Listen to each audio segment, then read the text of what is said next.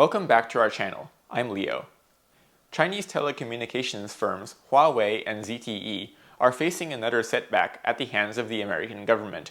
This comes shortly after the TikTok bill, which forces the app to either be sold by its Chinese owner or banned in the US, was signed into law by President Joe Biden. Let's look at what these developments mean for these Chinese companies and the broader US-China competition. On May 1st, officials with the Federal Communications Commission, or FCC, told Reuters that the FCC is taking measures to prevent companies like Huawei and ZTE from participating in the certification of wireless devices for sale and use in the US. The Chinese Communist Party is well known for stealing technology wherever and however it can, as well as finding ways to spy on both the Chinese people and the populace of foreign countries.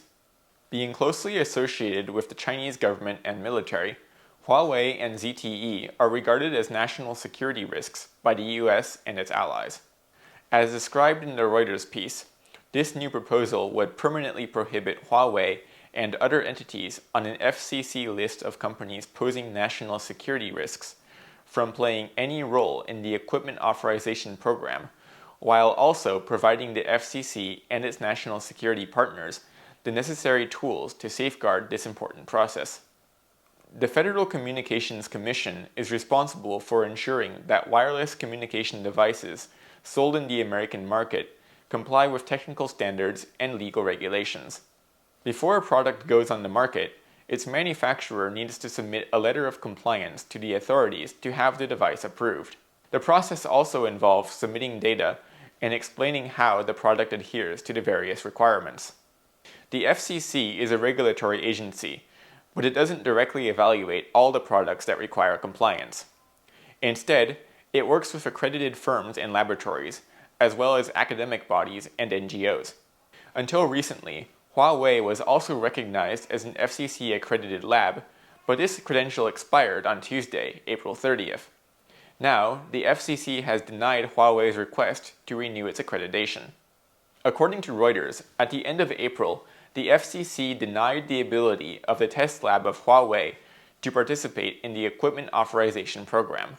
This means that for years, up until the end of April, Huawei and ZTE labs were still on the list of organizations accepted by the FCC for third-party certification of wireless devices. Even though the US government has been working to limit the presence of mainland Chinese companies, since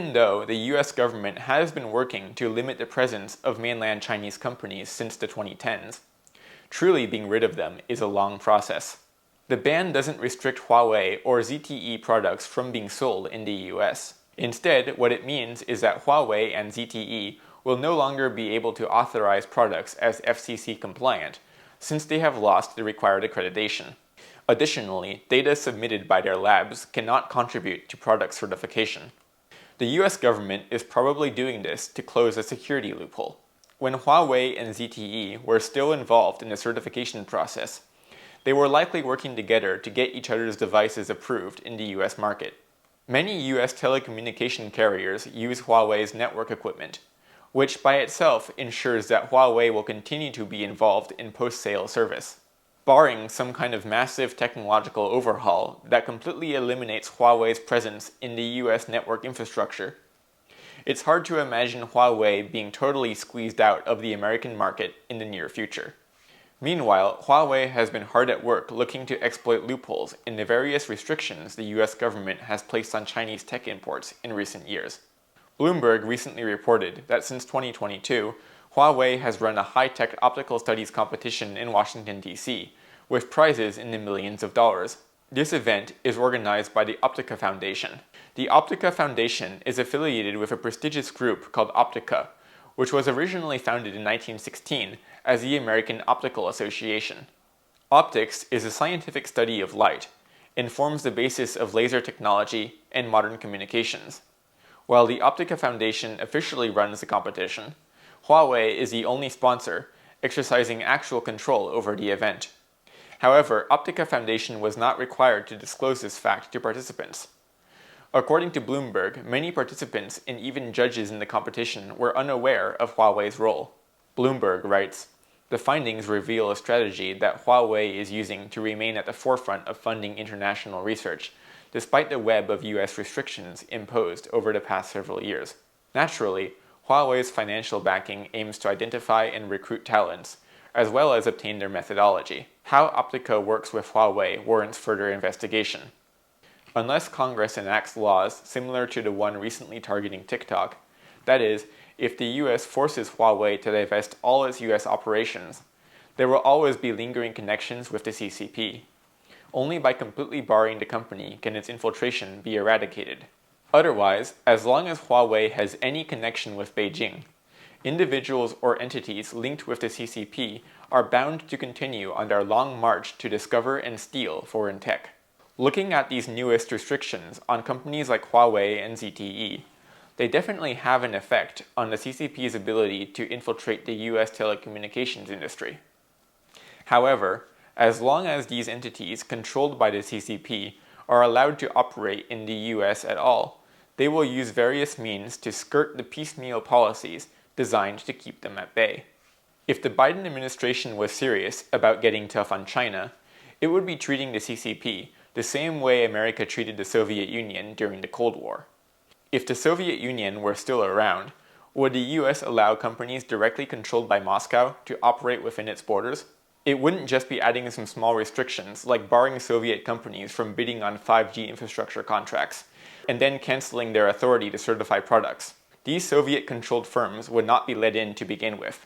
Here we see the difference between the China policies of the Biden administration versus former President Donald Trump.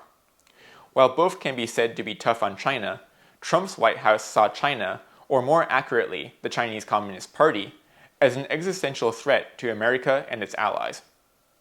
The Trump administration openly designated the CCP and communist ideology as being in confrontation with America and its constitutional values. The Biden administration, meanwhile, frames the relationship as simply being competition between authoritarian and democratic countries. Trump was willing to pay a higher price to confront the CCP.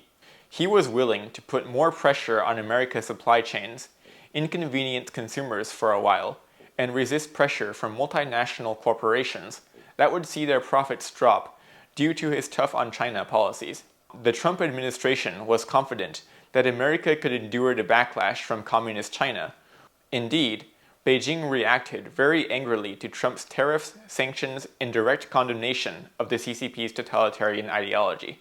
On May 1st, the Biden administration imposed sanctions on over 20 Chinese entities suspected of collaborating with Russia. Again, these fragmented measures have little deterrent effect on the CCP. China has tens of thousands of companies and entities that can be commandeered by the party at any time. If one is sanctioned, the CCP can simply shut it down and open a new one. The CCP would only feel the heat if major state-owned enterprises or banks were targeted with serious restrictions. Piecemeal, slap-on-the-wrist punishments only weaken America's hand and invite contempt from the adversary. While Washington imposes minor sanctions on a couple dozen Chinese companies here, China's new defense minister Dong Jun is meeting with his Russian counterpart Sergei Shoigu.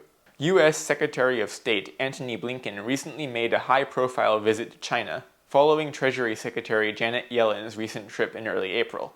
After Yellen's visit, the U.S. imposed new tariffs on Chinese steel and aluminum, signaling a stronger stance. There were also talks of imposing sanctions on Chinese banks if they continue supporting the Russian war in Ukraine. But following the talks between Secretary of State Blinken, Xi Jinping, and other top Chinese officials, it is becoming clear that the CCP is not going to make any concessions to the US on Russia or other major issues. The high-level meeting between Dong Jun and Shoigu is an important signal that Beijing will not back down from its partnership with Russia and support for its Ukrainian campaign. The better Russia's war on Ukraine goes, the better it is for the CCP. Seeing Ukraine, an ally of the West, on the losing side will help Xi Jinping put pressure on Taiwan. The international atmosphere this spring is tense. However, there are numerous factors weighing on the White House. America's economic growth in the first quarter of this year was less than ideal, with inflation remaining stubbornly high and the Federal Reserve postponing interest rate hikes. GDP came in lower than earlier estimates at only 1.6%, rather than the expected 2.4%.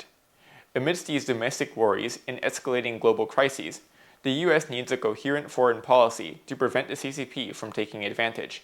So far, Biden's approach remains cautious and incremental, and it's clear that Beijing is watching closely. That's it for today. If you like this video, please like, comment, and subscribe. See you next time.